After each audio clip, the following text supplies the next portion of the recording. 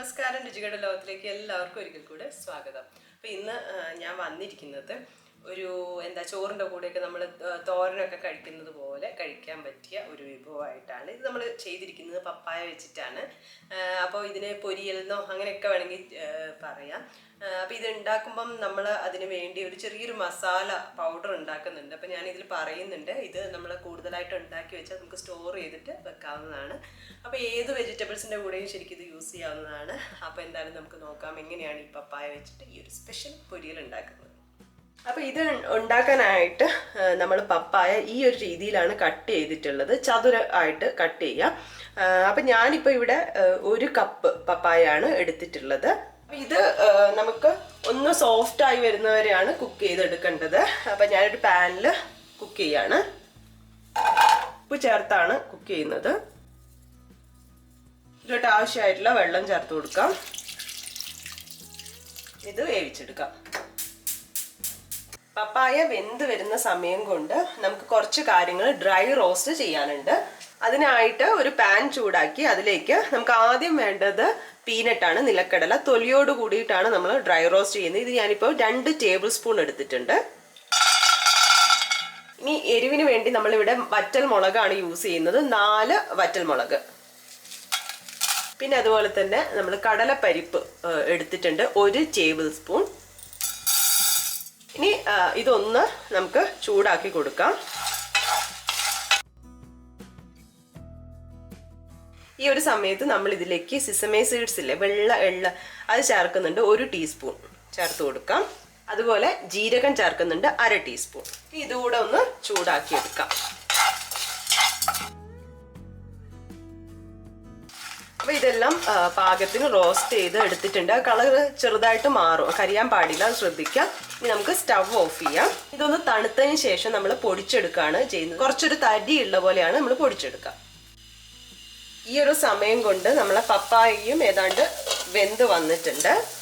ഇതുപോലെ വെന്താൽ മതി, വെന്ത് ഉടയാൻ പാടില്ല കേട്ടോ, അത് ശ്രദ്ധിക്കുക. നമുക്ക് സ്റ്റവ് ഓഫ് ചെയ്ത് കൊടുക്കാം. നമ്മൾ ഡ്രൈ റോസ്റ്റ് ചെയ്ത് വെച്ച കടലയെല്ലാം, നിലക്കടലയെല്ലാം ഒന്ന് ചൂട് തണിഞ്ഞിട്ടുണ്ട്. ഇനി നമ്മളിത് പൊടിച്ചെടുക്കാൻ വേണ്ടി ജാറിലേക്ക് ഇട്ട് കൊടുക്കുകയാണ്.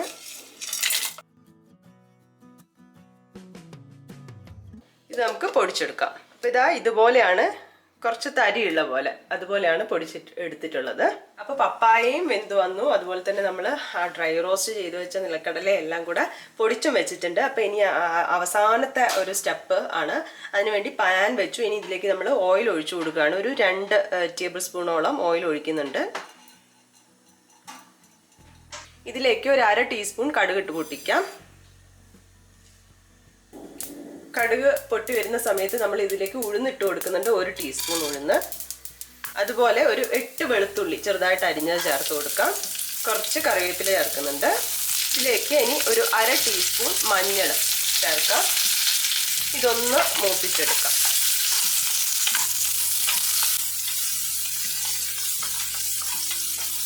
ഇതിപ്പം നല്ലപോലെ മൂത്ത് അതിൻ്റെ പച്ചമണമൊക്കെ മാറി വന്നിട്ടുണ്ട്. ഇനി നമുക്കിതിലേക്ക് വേവിച്ച് വെച്ച പപ്പായ ചേർത്ത് കൊടുക്കാം. നല്ലപോലെ മിക്സ് ആയിട്ടുണ്ട്. ഇനിയാണ് നമ്മൾ ഇതിലേക്ക് ആ പൊടി ഉണ്ടല്ലോ, പൊടിച്ചു വെച്ചിട്ടുണ്ടായിരുന്നു, അത് ചേർത്ത് കൊടുക്കുന്നത്. അപ്പം നമ്മൾ ഒരു അളവിന് എടുത്തിട്ട് പൊടിച്ചു വെച്ചിട്ടുണ്ടെന്നുള്ളൂ. അതിന് ഇത് മുഴുവനായിട്ട് ചേർത്ത് കൊടുക്കണം എന്നൊന്നുമില്ല. കുറച്ച് കുറച്ചായിട്ട് ഒന്ന് ചേർത്ത് നോക്കി. പപ്പായയിൽ ഇങ്ങനെ ഒരു കോട്ടായിട്ട് നിൽക്കണം. അപ്പോൾ അത് നോക്കിയിട്ട് ചേർത്താൽ മതി, മുഴുവനായിട്ട് ചേർക്കണം എന്നില്ല. ഇതുപോലെ പൊടിച്ച് വെക്കുകയാണെങ്കിൽ നിങ്ങൾക്ക് ഒരു ഡ്രൈ ആയിട്ടുള്ള ഒരു കുപ്പിയിലൊക്കെ സൂക്ഷിച്ച് വെക്കാവുന്നതാണ്. പുറത്ത് തന്നെ വെക്കാം കേട്ടോ. അപ്പം നോക്കിയിട്ട് ആവശ്യത്തിന് ചേർത്ത് കൊടുക്കാം.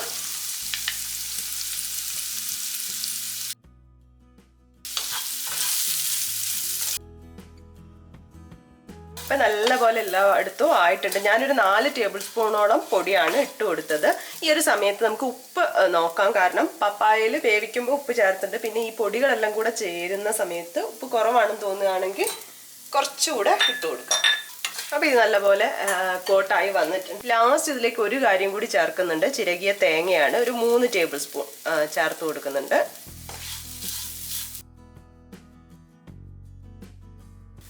ഇതിപ്പോൾ നല്ലപോലെ കോട്ട് ചെയ്ത് വന്നു. തേങ്ങയിലും ആ മസാല എല്ലാം കോട്ടായിട്ടുണ്ട്. നമുക്കിനി സ്റ്റവ് ഓഫ് ചെയ്യാം.